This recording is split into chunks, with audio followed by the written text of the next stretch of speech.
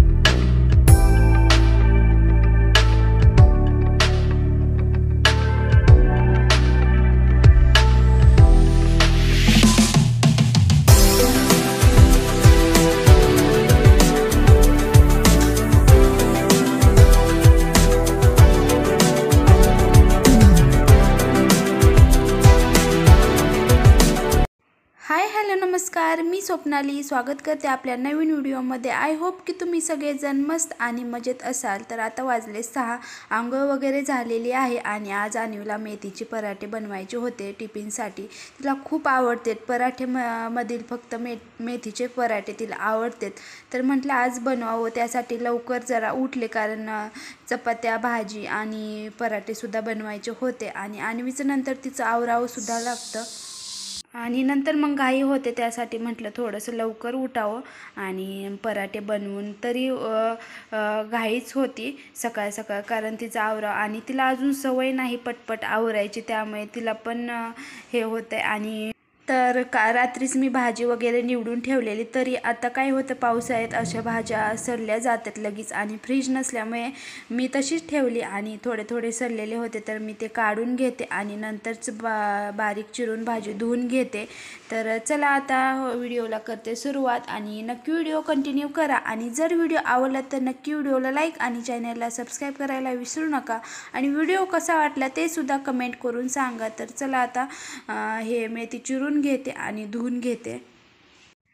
तर मी 6 ते अन्वीला मी 12:30ला आणायला जाते तेव्हा 12 साडेबारा वाजेपर्यंत माझं सगळं घरातलं काम होतं आणि जेव्हा अन्वी स्कूलला जात नव्हती तेव्हा मग माझं दिवसभर काम चालायचं कारण सकाळी टिफिन नव्हता, मग दुपारचं स्वयंपाक वगैरे करायला लागायचं त्यासाठी। तर आता 12 वाजेपर्यंत सगळी कामं होते त्यामुळे मला एडिटिंगला वगैरे वेळ देता येतोय। तर आता इथं मी कणिक मळून घेतली आणि आता पराठ्याची सुद्धा कणिक मळून घेते। तर भाजीसुद्धा शिजायला टाकलेली आहे। भाजीमध्ये फक्त शिजण्यासाठी तेल थोडंसं वतलेलं आणि 1-2 पाकळ्या लसणाच्या टाकलेत आणि थोडंसं मीठ आणि मिठाच्या पाण्यानेच भाजी शिजते। तर शिजलेली आहे भाजीसुद्धा आणि आता इथं मी मिरची लसूण आणि थोडंसं जिरं टाकलेलं ते बारीक करून घेतलं उकळीमध्ये आणि तेच टाकलं आणि 1-2च मिरच्या टाकल्या कारण अन्वी जास्त तिखट खात नाही आणि थोडीशी हळद। तर आता चला हे मळून घेते। तर आता मळून झालेलं आहे आणि थोडंसं तेलानेच मळून घेते म्हणजे चिटकणार नाही। आता 10-15 मिनटं भिजत घालते जोपर्यंत माझे भाजी पण होईल आणि 4-5 चपात्या पण होतील। तर आता चपात्यासुद्धा करून घेतल्या आणि चपाती काही जास्त करायची नव्हत्या अन्वीच्या पप्पाच्या डब्यासाठी, फक्त 4-5 चपात्या केल्या आणि ते सकाळ सकाळ छान चपाती वगैरे खातात आणि आम्हा दोघींना तर पराठे होते, ह्यांना काही पराठे आवडत नाहीत, त्यासाठी मग 4-5 चपात्या करून घेतल्या आणि आता इथं पराठे लाटून घेते। थोडंसं पीठ माझ्याकडून पातळ झालेलं आहे त्यासाठी थोडी पीठ लावून लाटून घेते, नाहीतर तेल लावलं की होतेच लाटून, पण थोडंसं पातळ झाल्यामुळे मी पीठ लावते। तर चला आता पराठेसुद्धा बनवून घेते आणि आज जरा उशीर झाला कारण पराठे वगैरे वेगळं काही बनवायचं म्हटलं की जास्त टाईम लागतो आणि अन्वीलासुद्धा अजून उठवायचं आहे। तर चला आता पटपट लाटून घेते। तर चला अन्वीचं सुद्धा आवरलेलं आहे आणि आता अन्वी नाश्ता करून घेते, तोपर्यंत मी डब्बा भरते टिफिन कारण आज अन्वीला दाखवायला सुद्धा माझ्याकडे टाईम नव्हता कारण खूप घाई होते सकाळ सकाळ आणि नंतर मग दिवसभर असंच बसावं लागते, पण सकाळ सकाळ खूप घाई होते। तर चला आता तिला डब्याला थोड्याशा चिप्स पण देते कारण ती म्हणत होती मम्मी मला थोड्याशा चिप्स दे, तर थोड्याशा चिप्स दिलेत आणि पराठा आणि तिला सॉस वगैरे काय आवडत नाही त्यामुळे मी सॉस दिलेला नाही। तर चला आता तिचं तर टिफिन रेडी झालेला आहे, तिला आता सोडून येते स्कूलमध्ये। तर आता झाले 9:15 येईपर्यंत 10-15 मिनटं जातात आणि थोड्या वेळ बसले, कारण सकाळपासून उठल्यापासून घाईघाई चालू आहे. आणि आता नंतर मग आता भांडी घेते घासून, कारण आज पूजासुद्धा करायची आणि पूजेचा बराच दिवस झालं तुम्हाला व्हिडिओ दाखवला नाही, त्यासाठी म्हटलं अगोदर भांडी वगैरे घासून घ्यावी आणि फरशी वगैरे पुसून घ्यावी, कारण काल फरशी पुसली नाही. काल पाणी थोडंच होतं आणि त्यामुळे मग कपडेसुद्धा मी थोडे धुतले आणि बाकीची अन्वीची वगैरे मी तशीच ठेवलेली कपडे, त्यामुळे आज खूप सारं काम आहे. पाण्याचं असंच होतं, कधीतरी नाही आलं म्हणजे मग असं ॲडजस्ट करावं लागतं. तर चला आता मी भांडी घासून घेते आणि नंतर मग चांगली फरशी पुसून मी पूजासुद्धा करून घेते. तर आता भांडीसुद्धा घासलेत आणि किचनवरचं आवरल्यानंतर किचन किती छान दिसत. सकाळी किती राडा होता, तुम्ही पाहिलाच असेल व्हिडिओमध्ये, पण आता किती छान वाटते आणि मनाला खूप समाधान भेटतं असं बघितल्यानंतर. आता मी फरशी पुसते आणि पूजा करून घेते. अगोदर किचन आवरलं ना सगळं काम पण पटपट आवरतं आणि काम करायलासुद्धा उल्हास येतो. त्यासाठी मग किचनवरचा सगळा पसारा आवरल्यानंतर भांडी घासले आणि आता स्वच्छ असं क्लीन करून घेतलेलं आहे, पुसून घेतलेलं आहे. तर हे बघा, बेडरूममध्ये सकाळ सकाळ असा पसारा होतो, कारण अन्वीचं आवरणं आणि जिथल्या तिथंच कपडे राहतात. आणि आता मग म्हटलं किचनमधलं आवरले तर आता इथलं पण आवरून घ्यावं. आणि आता कपडे काय सुकलेले आज, कारण 2 दिवस झालं ऊन पडत होतं थोडं थोडं, त्यामुळे सुकलेले बरेच काही कपडे नव्हते स्टँडवर. तर आता इथलं आवरून घेते आणि आता बघू, आता बेड बनवायचं आहे. मग इथला पसारा सगळा बेडमध्ये स्टोरेज जाईल त्याच्यामध्ये, त्यामुळे हे मोकळे राहील बेडरूम. तर बघू आता ते कधी होते. तर चला आता इथलं सुद्धा आवरून घेतलं आणि आता घर झाडून फरशी पुसून घेते.